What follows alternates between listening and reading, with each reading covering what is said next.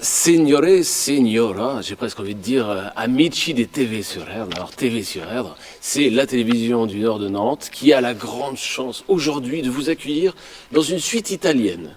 Nous sommes à Rome aujourd'hui, imaginez, ou presque à Rome. On est au théâtre de la Fleurier à Carquefou, à côté de Nantes. C'est un décor déjà magnifique. Donc on a la possibilité de faire une très belle interview avec un invité qu'on va même pas vous présenter, puisqu'il a interprété les plus grands rôles dans les plus grandes pièces classiques. Il a été aussi un acteur fabuleux au cinéma, c'est un metteur en scène, c'est un écrivain, et c'est Francis Huster. Francis Huster, bonsoir. Bonsoir. Il manque plus que supporter des Canaries à l'époque, à la grande époque de Amis, quand Nantes était numéro 1 et l'OM et Nantes, c'était à peu près la même chose contre PSG et Saint-Étienne. C'est-à-dire qu'à cette époque-là, c'était Saint-Étienne ou Nantes. Et c'était une équipe absolument fabuleuse, incroyable. Pas de bol. Derzakarian, je me souviens, dans les matchs de Coupe des Champions, ça a loupé Nantes. Et puis il y avait ce joueur extraordinaire qui était le Beckenbauer français, qui était Henri Michel. Il y avait deux grands patrons à cette époque-là. Il y avait Guillou et puis il y avait Henri Michel. Ils avaient une super classe. Bon, je dis ça parce que tout petit, pour moi, Nantes, c'était surtout les Canaries. C'est resté parmi vos passions, le football. Hein, et puis c'est resté parce que je trouve que Camus avait raison. C'est-à-dire que Camus, c'était ce petit garçon orphelin. Son père était mort tout de suite. Pour la première fois, il avait foutu les pieds en métropole sous l'uniforme des Zouaves, régiment des Zouaves, en 14-18, et il est mort à la bataille de la Marne. Et donc, le gosse, il était né en 1913, pas de bol, il n'a donc jamais connu son père, et c'est vrai que le football a apporté à Camus la colonne vertébrale de sa vie. C'est-à-dire que quand tu fais du football, tu te rends compte, et c'est pour ça que c'est le plus grand sport du monde, un peu plus que le basket ou le rugby encore, c'est qu'au football, contrairement justement au basket ou au rugby, c'est pas forcément le meilleur qui gagne. C'est-à-dire que tout peut se passer comme dans la vie. Et c'est pour ça que ça a un rapport direct avec le théâtre, donc forcément avec cette pièce qui est une comédie, parce que la vie c'est une comédie. C'est un drame continuel, mais tu tiens jusqu'au bout grâce au rire et à la distanciation, quoi, de relativiser les choses. Mais justement, comme le football, les passes au football, c'est comme des répliques au théâtre. Tu sais jamais si elles vont être courtes, si elles vont être longues. Tu sais jamais comment tu vas réagir, mais tu réagis. Et ça, c'est le premier parallèle entre le football et le théâtre. Et la deuxième parallèle, c'est qu'il y a bien un but dans une pièce. C'est-à-dire qu'il y a une action, il y a une histoire, et c'est cette histoire que le public suit. Au football, qu'est-ce que les gens ont à foutre d'un ballon et de des mecs qui tapent dedans? Non, ce qu'ils veulent, leur but, c'est la victoire. Et donc, quand on écrit une pièce de théâtre, tu tisses ce qu'on appelle une intrigue, et cette intrigue, c'est elle que suit le spectateur. Et la pièce, elle est ratée quand l'intrigue ne tient pas debout. Et là, elle tient debout. Francis, Aventi maintenant. Parce que là, j'ai présenté le décor, j'ai planté le décor. Oui. Aventi, on est à Rome, effectivement, je le disais, et on est dans une situation qui est assez insolite, puisque vous venez à Rome pour une raison précise, c'est le décès de votre papa dans la pièce. Oui. On arrive, on entre dedans, et vous allez faire une rencontre inattendue. Et Ingrid Chauvin va complètement bouleverser votre vie. C'est-à-dire, soit on arrête tout par amour, ou alors on freine au cas de fer et on se lance pas, on ne laisse rien tomber. Est-ce que j'ai bien résumé cette pièce, entre autres? Vous avez critiqué la pièce, c'est-à-dire que vous avez fait exactement comme un critique. Vous avez décrit, pour ceux qui viendront la voir, l'atmosphère, l'ambiance. La pièce, c'est d'abord, elle repose sur trois choses. Premièrement, il faut bien différencier les pièces américaines des pièces européennes, italiennes, françaises, anglaises, ou la troisième catégorie, les pièces slaves. Les pièces russes, Tchekhov, Dostoïevski, etc., sont des cercles. C'est-à-dire qu'il y a, comme dans une arène, un taureau, le héros ou l'héroïne, qui est pris et ça va être sa mort. C'est ça le théâtre en Russie. Donc c'est continuellement des émotions, mais tout tourne autour d'un centre, d'un point central. Les pièces européennes, c'est des pièces qui sont en lasagne. C'est-à-dire que, à cause d'un personnage qui vient, tout change. Et puis un autre, et puis un autre, puis ça change, puis on ne sait pas. Puis c'est de la comédie, où chaque personnage a son importance, presque équivalente. Alors, tu trouves des pièces dans le répertoire grand classique français, le fameux quatuor. Le quatuor, où toujours il y a 2 femmes, 2 hommes, ils s'aiment, mais celui-là aime l'autre. Voilà. Les pièces américaines, c'est pas du tout ça. Les pièces américaines, elles reposent sur un couple impossible. Ah, C'est-à-dire que l'Amérique, c'est vraiment à chaque fois, tu peux prendre les plus grands films, Red Butler et Scarlett O'Hara, c'est un couple impossible. Tu peux prendre, quel que soit le sujet, ce qui passionne les Américains, c'est quelqu'un qui a tout pour réussir, qui rate tout, et quelqu'un qui a tout pour rater et qui réussit. Ils se mettent à la place des héros. Là, c'est l'histoire d'un milliardaire, d'un type, c'est presque Trump. C'est-à-dire que c'est le fils d'un autre milliardaire, son père Claiborne.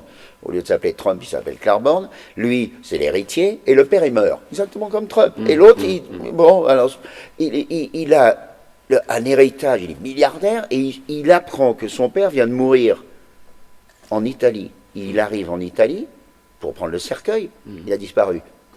Et il se retrouve coincé dans cet hôtel sublime, et il attend qu'on lui retrouve son cercueil. Et tout d'un coup, il y a une fille qui arrive, et qui est exactement dans le même cas que lui. Elle aussi, sa mère est morte dans le même accident, et elle aussi, le cercueil a disparu. Et là, donc, dans ce couple impossible d'une Anglaise qui est complètement déjantée, elle pourrait être la copine de Mick Jagger. Je veux dire, c'est une fille très moderne, superbe et tout, très belle. Et face à elle, cette espèce de type étriqué, rigide, qui est marié, qui a des enfants, et qui tout d'un coup, sa vie va être complètement bouleversée. Ça, c'est le premier trait, la première couche de lasagne. Elle a été complètement copiée par Pretty Woman, où Richard Gere se retrouve dans un hôtel, sublime beau, il veut se taper une pute, et Julia Roberts, et finalement la pute et le mec, ils vont finir. Et c'est exactement pareil dans un hôtel, avec exactement pareil un second rôle sublime interprété là par Thierry Lopez, qui a eu une nomination au Molière pour le rôle, qui est à pisser de rire, cette espèce d'Italien incroyable. Il drague même à un moment. Oui, tout, il drôle, drague et tout. C'est un personnage, c'est une atmosphère. Samuel Taylor, exactement, et d'ailleurs j'allais dire à la Billy Wilder de certains M Show, évidemment, parce que c'est Billy Wilder qui a tourné le film d'Avanti. C'est vrai que c'est un film. Et il y a dans cette pièce, après cette première couche, une deuxième couche. Et la deuxième couche, qui fait que la pièce n'est pas seulement typiquement américaine, Samuel Taylor, l'auteur, c'est lui aussi qui a fait le scénario de Vertigo de Hitchcock. Oui. C'est lui qui a fait une autre pièce qui s'appelle Sabrina. Oui, quand même. C'est un très grand auteur de comédie et de films américains. Mais il y a une deuxième couche. Et la deuxième couche qui est très intéressante, et je crois que c'est ça qui a fait le triomphe de la pièce en France, c'est que ils s'aiment vraiment. Ah, voilà. C'est-à-dire que Steve Suissa, il a choisi Ingrid Chauvin parce qu'il fallait une fille comme Sophia Loren, d'une beauté sculpturale, ce qui fait que on se dit, elle ne doit pas avoir grand-chose dans la tronche, quoi, cette fille. C'est une fille sublimement belle. Bon, ben merci beaucoup. Sauf que Sophia Loren, elle a eu l'Oscar pour la Ciociara, où elle était sublime dans les films de Sica, pendant la guerre, où sa fille se fait violer et tout. C'est pareil pour Ingrid Chauvin, c'est-à-dire que dans ce rôle, elle arrive au début, on se dit c'est une bonbonne, très bien, c'est une bonbonne. Et tout d'un coup, on se dit qu'il y a quelque chose derrière qui est un être. Et ça, c'est typiquement américain. Et de la même façon, lui, qui est infect au début de la pièce, tout d'un coup, on se dit, mais c'est un môme, ce mec-là, il a complètement raté sa vie. Qu'est-ce qu'il fout comme fils de milliardaire? Ça, c'est américain. Il y a toujours ce côté presque hypocrite et rusé des auteurs américains qui disent, ouais, on est peut-être le fric, on est peut-être tout ça, on est peut-être rien à foutre, on pense qu'à nous, égoïstes, mais en fait, je vous assure, on a une âme, on a un cœur. Ça, c'est très typiquement américain. Donc ça marche. C'est la deuxième couche qui fait que le public, dans tous les pays d'Europe, a fait un triomphe à cette pièce, parce qu'il y a une véritable humanité. Et la troisième couche, c'est la plus difficile. C'est que malheureusement, quand tu t'attaques à une pièce américaine, il faut être crédible, il faut des décors somptueux, il faut une distribution de stars. Même pour les petits rôles qui ont 3 scènes ou 2 scènes, il faut des stars. Parce que les Américains, dans les seconds rôles, ils n'ont que des stars. Et d'ailleurs, et je ne suis pas le premier à le dire, le grand cinéma français des années 50, Bourvil, Paul Franqueur, Lino Ventura, tu avais des seconds rôles qu'on appelait, qui après sont devenus des premiers rôles, mais ça n'existe plus en France. En France, t'as qu'à regarder. Mais c'est vrai, oui. On te montre les films sur 2 acteurs, 3 acteurs, un couple, puis le reste, bon, allez, passez, au revoir. Et là, c'est la difficulté de cette pièce. C'est pour ça qu'elle n'avait pas été montée depuis 30 ans, parce que pour que des acteurs qui jouent des rôles principaux dans d'autres pièces acceptent de jouer 1 an et demi la pièce, à Paris, et puis après en tournée, il faut vraiment que la production, que tout soit somptueux. Tu vois, regarde le théâtre où on joue 5 fois ici à Nantes, il y a 5000 personnes, c'est complet. Et c'est ça la difficulté. C'est pour ça qu'il y a beaucoup de pièces américaines qui mériteraient d'être montées. Mais tu peux le faire dans le service public. Par exemple, Charles Berling a été extraordinaire dans Vue du Pont d'Arthur Miller. Mais c'est pareil, il fallait une vraie troupe. Alors dans le service public, tu peux le faire parce que les gens savent qu'ils jouent 3 mois ou 2 mois. Et dans le théâtre privé, c'est beaucoup plus difficile. Et là, on a réussi ce miracle grâce à Steve Suissa, le metteur en scène. Il a réussi à convaincre les producteurs, les bouffes parisiens. C'était un énorme succès d'ailleurs. Écoute, ça a été un énorme succès. On a eu très peur parce qu'on était en plein milieu des attentats à Paris. L'attentat du Bataclan. Et on n'est qu'une ou 2 pièces à nous en être sortis. Parce que malheureusement, après, les gens, pendant 3 semaines, 1 mois, n'ont pas osé ressortir. C'est vrai. Alors, il y a de la romance, mais il y a du rire. Évidemment, on rigole, on rit beaucoup même. Incroyable. C'est une pièce drôle, parce que là, on parle sérieusement, mais on rit vraiment. C'est thérapeutique, ça fait du bien. Et donc, il y a cette phrase d'Ingrid Chauvin qui dit à un moment, il y a des rencontres pour 1 minute de scrupule, on les regrette toute sa vie. Et c'est là où il y a cet échange. Belmesso, avanti, on y va, on se lance. Alors, je voulais vous demander justement, qu'est-ce que pour vous veut dire avanti? C'est la main tendue, c'est coup de pied dans le derrière. Qu'est-ce qu'on peut trouver? C'est tout ça, c'est formidable, quoi. Avanti, qu'est-ce que ça évoque pour vous finalement, ce titre? Je crois que c'est le secret de la vie, c'est-à-dire que les gens qui nous écoutent, ils savent très bien que dans ta vie, tu rencontres 4-5 personnes avec lesquelles tu te dis à un moment, à 15 ans, à 20 ans, à 40 ans, à 50 ans, je peux faire ma vie avec cette personne-là. Et des fois, tu commences une vie avec quelqu'un, tu vis avec depuis 3 ans, 5 ans, 7 ans, même les engueulades ou les trucs, ça sert à cimenter, parce que c'est aussi bien d'avoir des engueulades, ça unit les gens, quoi. C'est pas toujours ah, bravo ma chérie. Hein. Et le problème, c'est que tout d'un coup, tout à fait par hasard, tu rencontres quelqu'un d'autre. Et là, il se passe quelque chose. C'est que tu te dis, avec qui je vais finir ma vie? Est-ce que je dois vivre avec quelqu'un que je rends heureux, la personne que tu viens de rencontrer, que tu as l'impression que tu es quelqu'un de formidable, qu'elle ne peut pas se passer de toi, ou alors est-ce que tu as l'équilibre et l'honnêteté de te dire, oui mais moi, c'est l'autre qui fait de moi ce que je suis. C'est l'autre qui me subit tous les jours, et franchement dans la pesée, est-ce que je prends le risque ou pas? Et ce qui est formidable et typiquement américain dans la pièce, c'est que les gens qui sont dans la salle pensent tous à un moment de leur vie où ils ont eu exactement comme ce couple-là à choisir. Qu'est-ce qu'on fait? Est-ce qu'on fout tout en l'air, la famille et tout le reste, et on y va? Ou alors est-ce que... Bah, Bon, voilà. ça va, quoi, ça va. Là, Francis, est-ce que ça vous est arrivé d'ailleurs, ça, entre parenthèses? Mais à qui c'est pas arrivé, bien sûr. Donc, ok, une rencontre, on laisse tout tomber, ça vous est arrivé? Ou Ah l'idée oui, non, de mais tout attends, laisser tomber? Ah ouais. j'ai pas dit ce que j'avais fait. Alors, on aimerait Moi, il ça. m'est arrivé... Est-ce que c'est arrivé? Moi, il m'est arrivé pire que ça. Ah. Le pire que ça, c'est quand tu t'aperçois que pour des raisons vraiment de vie, de dignité, tu dis, c'est fini, c'est terminé, toi et moi on se sépare.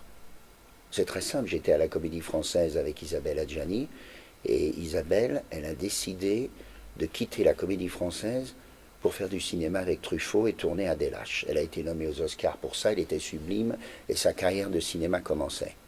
Elle a eu 5 Césars dans le cinéma français, c'est la plus grande actrice du monde, c'est l'équivalent de Viviane Lee, sa génération, et cette actrice, Isabelle, dans sa loge, elle m'a dit qu'elle quittait la Comédie Française pour faire du cinéma. Si j'avais pu l'étrangler, je l'aurais étranglée. Je considère que c'est une honte, je considère qu'elle n'a pas joué des rôles sublimes qui l'attendaient, où elle aurait été la Sarah Bernard du XXe siècle. Elle n'a pas joué Phèdre, elle n'a pas joué Bérénice, elle n'a pas joué toutes les héroïnes de Corneille, de Racine, de Tchekhov, elle n'a pas joué La Mouette, elle n'a pas joué 10 rôles, où maintenant, si elle les avait joués, elle pouvait très bien faire maintenant 15 ans de cinéma, 20 ans de cinéma. Donc, ça s'est arrêté entre Isabelle et moi, et ça fait 30 ans que je suis très en colère contre elle. Et qu'on est fâché artistiquement. Et je trouve que qu'elle est impardonnable. C'est la même chose pour André Dussolier.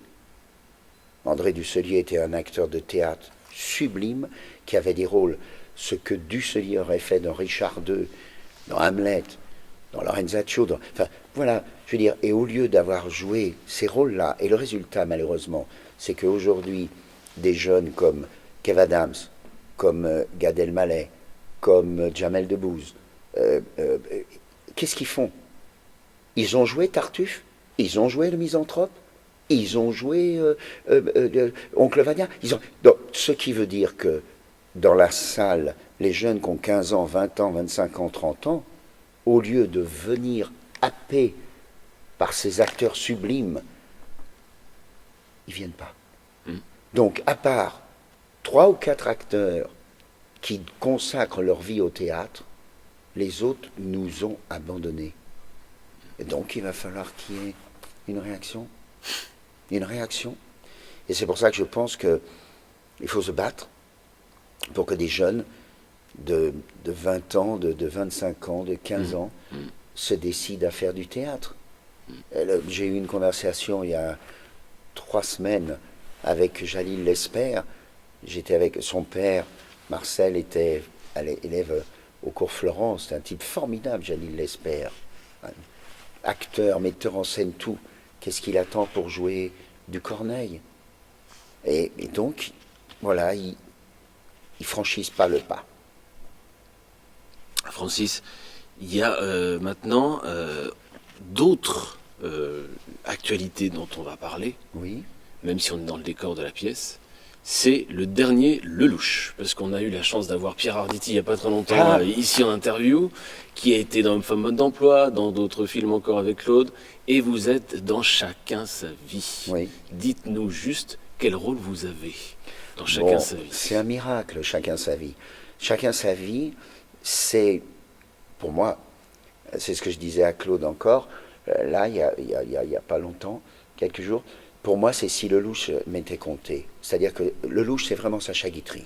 Hein, le nombre de films de Guitry, le nombre de films de Lelouch, la même réaction des succès populaires immenses et l'espèce de distanciation du monde du cinéma pour finalement après reconnaître ce que Sacha Guitry a apporté dans le cinéma français et mondial. Pareil pour Claude Lelouch. Et Lelouch, là, il a fait un film où il a décidé, toujours son chiffre 13, de faire 13 histoires. Donc, chaque histoire dure à peu près 10 minutes. Voilà, il y a 2-3 stars dans chaque histoire. Et il a fait en sorte que la 13e histoire, tout le monde se retrouve. Pourquoi? Parce que c'est un procès. Donc, tout le monde se retrouve. Et il m'a demandé d'être la star de la 13e histoire. Par superstition, parce tout ce qu'on avait fait ensemble. Et donc, je suis l'avocat général. Ça m'a fait très plaisir parce que j'admire tellement Paul Meurice, Charles Vanel, La Vérité de Clouzot, que c'était un peu cette ambiance-là. Et donc, évidemment, je ne peux pas raconter l'histoire du film, puisque c'est plein d'histoires, mais quand je dis c'est si Lelouch m'était compté, c'est que pour chaque acteur qui avait déjà tourné, bien sûr, et une trentaine d'acteurs stars dans le film, il a vraiment fait... il a fait fort. C'est-à-dire que, par exemple, Hallyday est extraordinaire. Il joue le rôle, Johnny, d'un ringard qui imite Johnny Hallyday et qui chante dans des petits trucs un peu partout. Il se fait arrêter par Dujardin et Duléry qui le prennent vraiment pour Johnny Hallyday. Il est à pisser de rire, Johnny. Il est extraordinaire. Voilà, il a essayé de surprendre. Et puis aussi, dans ce film, c'est pour ça que moi je ne l'ai pas vu, mais je sais que les projections se passent extraordinairement bien, c'est que il a pris comme chef opérateur Aronovitch, qui est un chef opérateur sublime. La photo est sublime, la musique c'est toujours Francis, bien sûr, Francis Lay. Non, je crois que c'est un Lelouch qui peut vraiment cartonner. Je lui souhaite. Hein. On va aller voir. Ah oui, non. Sans problème, Francis. Moi aussi, je le verrai. Je viendrai à la première, c'est le lundi 13. Exprès, bien sûr. Exprès. Le lundi 13. Mais non, mais voilà, je crois que là, c'est un grand Lelouch. Ah ben, pas de souci. Et Christophe Lambert, qui était la star donc de 13e avec moi, qui était mon élève au cours Florent, ce qu'il a fait pendant le procès, là, magnifique, bouleversant. Allez voir. Non, je suis très content. Très bien. Francis, il y a l'avenir maintenant. Ouais. Vous avez dit, je crois que c'était sur BFM, attention en 2018, il va y avoir des grandes surprises me concernant. Oui. Attention le milieu du théâtre et du cinéma, préparez-vous. Ouais. J'ai regardé ça, je me suis dit, qu'est-ce qui nous réserve comme surprise en 2018 ce mec-là. Non, c'est très simple, je peux pas dire, parce que j'ai donné ma parole, le titre, mince, ou quoi que ce soit, mais simplement ce que je peux dire, c'est que là, on a fait vraiment un succès extraordinaire avec À droite, à gauche, la pièce de Ruquier au Théâtre des Variétés, mis en scène par Steve Suissa avec Las Palais. J'allais y venir. Alors ça, c'est l'autre actualité. Et ça va aller en tournée de septembre. C'est déjà programmé ici à Carquefou l'année prochaine, en 18. Ça ira en tournée de septembre 2017 à janvier 18. Et je crois que c'est en janvier 18 que ça va passer à Nantes. Okay. Ça, c'est la première chose. À droite, à gauche, la tournée. Et puis en 18, ils sortiront deux films. Un où je suis acteur et l'autre où je suis metteur en scène. Ça sera en 18.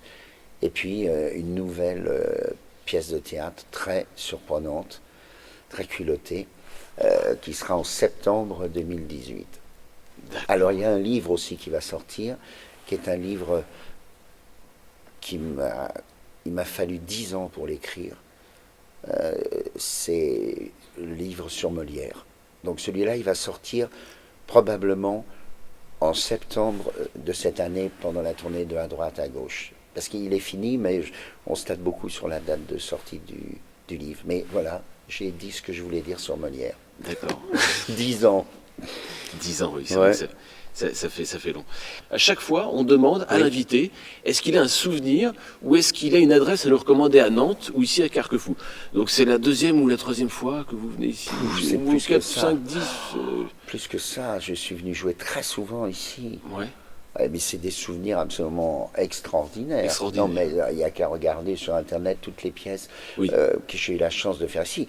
Et alors, pour ce qui est de Nantes, l'endroit où je vais toujours, c'est La Cigale, comme tout le monde. Le restaurant de fruits de mer, par excellence. J'y étais hier soir encore. Il faudra regarder, il faudra demander s'il peut vous le montrer, demander au patron de La Cigale hier soir. Tu sais, ils font dédicacer. Oui, oui, un livre d'or. Oui, alors regarde ce que j'ai fait, parce que moi j'ai fait un poème sur la cigale et la fourmi.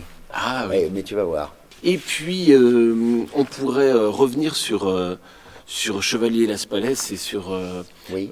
Ni droite ni gauche, Il pour est cette très pièce bien. ni droite ni gauche, dans laquelle Las Palais dit quand même quelque chose d'assez drôle. Il dit, moi j'aimerais être de gauche, mais j'ai pas les moyens. Oui. Ça, c'est resté C'est resté dans la ça. mémoire. Parce que Ah ça, bah ouais. c'est Mais il génial. est formidable, Aspalès. Ça fait 30 ans que je voulais travailler avec lui. Il était élève chez Simon aussi. Et Aspalès, je crois, en plus, j'espère pour lui qu'il va avoir un Molière pour ce rôle-là, parce qu'il le mérite. Et je crois il arrive à maturité, et exactement, je parlais de Bourvil, mais comme Bourvil, il a du charme, Las Palais. Mhm. Et C'est je vrai. crois que si on imagine un couple au cinéma, par exemple, Las Palais, Sophie Marceau, comme il y a eu Bourvil ou Michel Morgan, ça peut le faire. Alors, d'ailleurs, En plus, dans la vie, ouais. comme Chevalier, Ouais. qui est un type très bien. Oui, Chevalier c'est- est un type dans la vie, mais très bien. Il a fait des actions généreuses, des choses formidables. C'est des gens très bien, Las on le Palais sait et pas Chevalier. d'ailleurs, ça. Mhm. Il est discret Vraiment. là-dessus. Il est formidable, Ouais, ouais, Chevalier. ouais. Rapidement, on Oui. peut aussi dire que vous êtes un fan de Francis, de Louis de Funès. Oh ben, Un grand fan de Louis de Funès. Alors, il habitait à côté, puisqu'il habitait à un château ici, oui, au je sais Cellier, compris dans un je village. sais Ouais, pas ouais. combien de fenêtres et tout ça. Et Mais vous c'est- avez été formidable à chaque fois que vous parliez de Funès, vous le défendiez. Vous reconnaissiez aussi ses yeux bleus, tout ce qu'il avait de beau en lui. C'est pas que le grimacier de Funès, c'était aussi C'était un pianiste un homme extraordinaire, comme Darry extraordinaire. Cole. Ouais. Et non, mais l'équation, le triangle Gabin de Funès-Bourvil, Mm. et on peut mettre le quatuor avec Fernandel, c'était des... Comment expliquer? C'était des héros. C'est-à-dire que Gabin avait fait la guerre. Vraiment. C'est un héros. Il était dans la deuxième DB de Leclerc. Il a risqué sa vie. Jean Marais, pareil.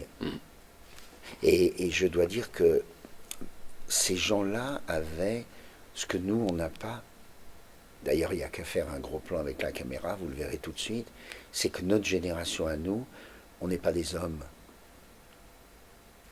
On n'est pas des hommes, c'est-à-dire que si on imagine, je pense à Bernard Giraudot, je pense à moi, je pense à Spiesser, je pense à Weber, à Arestrup, à Villeray, on est des enfants, c'est-à-dire on imagine que Gabin, Ventura, Bourvil et les autres s'asseyent à côté de nous, on a l'air d'être leurs fils, quoi, on a l'air des... Je veux dire, on n'a aucune maturité d'homme qu'avaient ces acteurs-là. C'est vrai.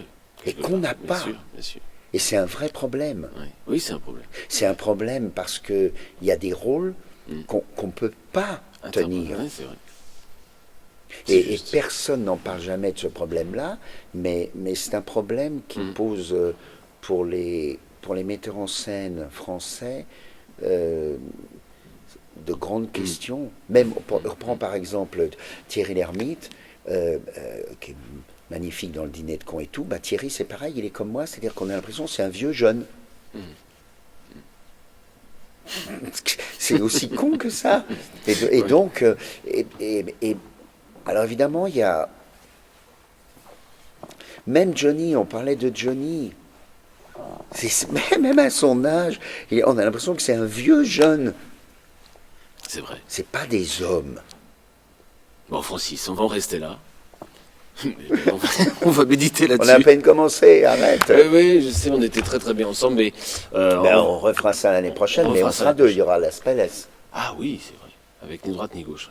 Ouais. Ça va être génial. On va passer un super moment. Et lui, alors, il va pouvoir parler de Pinard, il va pouvoir parler de beaucoup de trucs. Tu sais que Las Palais était architecte.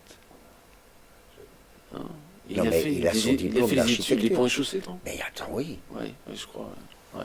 Ah, on ne sait pas ça. c'est Voilà. un sacré type, c'est Ouais, incroyable. ouais, ouais. Mais bon, À découvrir, Francis. ouais, à découvrir. Bon, merci déjà, Mais Francis, merci beaucoup. de cette interview pour Télé sur Erdre. Et puis donc, ça va être dans quelques minutes le George milliardaire, l'américain dans une pièce américaine, Avanti, dans laquelle on rit énormément. C'est important de rire de nos jours. Et il y a de l'émotion, donc vraiment le duo parfait, émotion et rire, avec Francis Huster qui nous a accordé cette interview. C'était un vrai moment de bonheur, Francis, d'être ensemble. Merci. Merci 1000 fois. Merci. Et à très bientôt.